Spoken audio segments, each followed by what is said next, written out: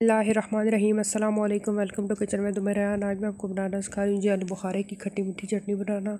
आलू बुखारे की चटनी बनाना बहुत इजी वे में आपको बनाने का तरीका बताऊँगी। इसके लिए हमें जो चीज़ें चाहिए, सबसे पहले तो ये मेरे पास है आलू बुखारा, तो 500 ग्राम आलू बुखारा, इसको मैंने पानी में भिगो दिया था। और ये मेरे पास इमली तकरीबन 75 ग्राम, इसको मैंने पानी में गर्म पानी में अच्छे से भिगो दिया था। ये मेरे पास है बादाम को पानी में भिगो दिया था, ये मेरे पास 125 ग्राम। और ये मेरे पास है जी चार मगज़ तकरीबन 50 ग्राम। और ये मेरे पास है जी हाफ़ के जी चीनी।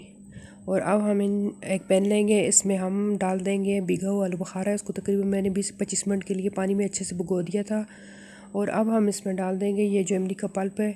इमली को मैंने भिगो दिया था और उसको अच्छे से छान लिया था। इमली का पल्प बन चुका है। अब हम इसमें डाल देंगे ये इमली का पानी और इसको अच्छे से बॉयल आने देंगे। ये देखिए जी अच्छे से बॉयल आ चुका है। और अब हम इसमें चीनी शामिल कर देंगे और दोबारा से अच्छे से बॉयल आने देंगे और इसको गाढ़ा होने देंगे। अब हम इसमें डाल देंगे 1 टेबलस्पून काली मिर्च का पाउडर और 1 पिंच इसमें डाल देंगे नमक। और इसको अच्छे से 20 से 25 मिनट के लिए पकने देंगे और उसे गाढ़ा होने का वेट करेंगे। अब ये मेरे पास है जी रेड फूड कलर, आप लोग चाहें तो डाल सकते हैं, ना चाहें तो ना डालें। ये मैं डाल रही हूँ और ये ऑप्शनल है। रेड फूड कलर डाल देंगे और इसको अच्छे से चमचे से हिलाएंगे और उसको मिक्स करेंगे और इसको तकरीबन 15 मिनट के लिए अच्छे से पकने देंगे और गाढ़ा होने का वेट करेंगे।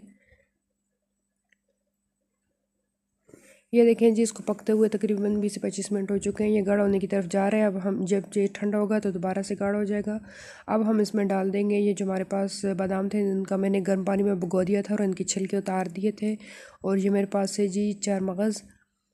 इन दोनों चीज़ों को हम लोग डाल देंगे और फ्लेम को बंद कर देंगे और इसके ठंडा होने का वेट करेंगे और इसको डिश आउट कर लेंगे। ये देखें जी आलू बुखारे की चटनी बन के तैयार हो चुकी है। आप लोग भी इस तरीके से बनाएं, एंजॉय करें।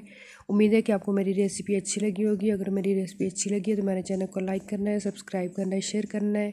और अगली रेसिपी तक के लिए इजाज़त दीजिए। अल्लाह हाफ़िज़।